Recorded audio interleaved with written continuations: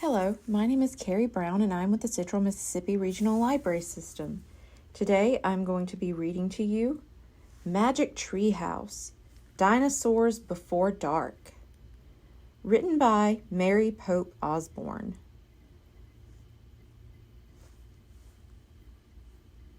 Chapter 1, Into the Woods.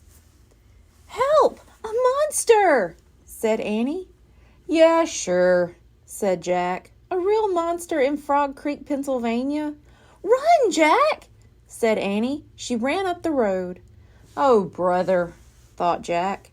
This is what he got for spending time with his 7-year-old sister. Annie loved pretend stuff, but Jack was 8.5. He liked real things. "Watch out, Jack! The monster's coming!" said Annie. Jack didn't say anything.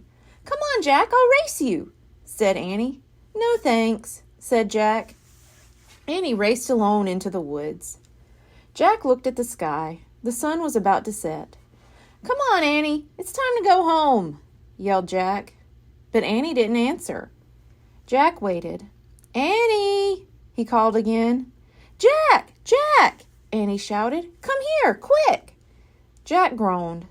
"This better be good," he said. Jack left the road and headed into the woods. The trees were lit with a golden late afternoon light. "Over here!" called Annie. Annie was standing under a tall oak tree. "Look!" she said. She pointed at a rope ladder. It was hanging down from high in the tree. "Wow!" Jack whispered. At the top of the tree was a treehouse tucked between two branches. "That must be the highest treehouse in the world," said Annie. "Who built it?" asked Jack. "I've never seen it before." "I don't know, but I'm going up," said Annie. "No, we don't know who it belongs to," said Jack. "Just for a teeny minute," said Annie. She started up the ladder. "Annie, come back," said Jack. But Annie kept climbing. She climbed all the way up to the tallest branches. Jack sighed. "Annie, it's almost dark. We have to go home." Annie disappeared inside the treehouse. "Annie," Jack called. Jack waited a moment. He was about to call again when Annie poked her head out of the treehouse window. "Books!" Annie shouted. "What?" Jack said. "It's filled with books," said Annie. "Oh, man," Jack thought. He loved books. Jack pushed his glasses into place. He gripped the sides of the rope ladder and started up. Chapter 2, The Monster. Jack crawled into the treehouse. "Wow," he said. The treehouse was filled with books. Books were everywhere.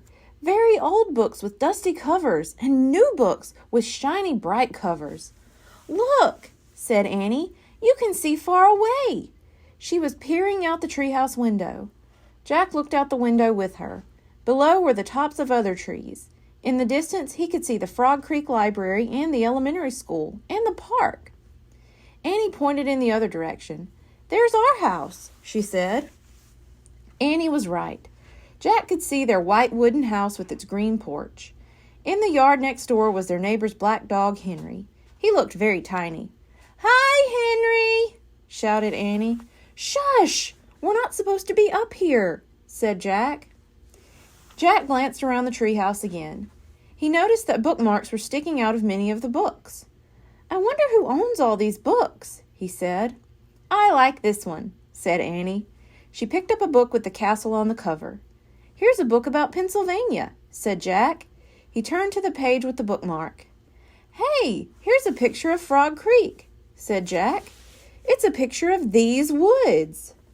"Oh, here's a book for you," said Annie. She held up a book about dinosaurs. A blue silk bookmark was sticking out of it. "Let me see," said Jack. He set his backpack down on the floor and grabbed the book from Annie. "Okay, you look at that one and I'll look at the one about castles," said Annie. "No, we'd better not," said Jack. "We don't know who these books belong to." But even as he said this, Jack was opening the dinosaur book to the place where the bookmark was. He couldn't help himself. Jack turned to a picture of an ancient flying reptile. He recognized it as a pteranodon. He touched the huge bat-like wings in the picture. "Wow," whispered Jack. "I wish we could go to the time of pteranodons." Jack studied the picture of the odd-looking creature soaring through the sky. "Ah!" screamed Annie. "What?" said Jack. "A monster!" Annie cried. She pointed out the treehouse window. "Stop pretending, Annie," said Jack. "No, really," said Annie. Jack looked out the window. A giant creature was gliding above the treetops. It had a long, weird crest on the back of its head, a skinny beak, and huge bat-like wings. It was a real live pteranodon. The creature swooped through the sky. It looked like a glider plane. It was coming straight toward the treehouse. "Get down!" cried Annie. Jack and Annie crouched on the floor. The wind started to blow. The treehouse started to spin. It spun faster and faster. Then everything was still. Absolutely still. Thank you. Be sure to tune in next week for chapters 3 and 4. Goodbye.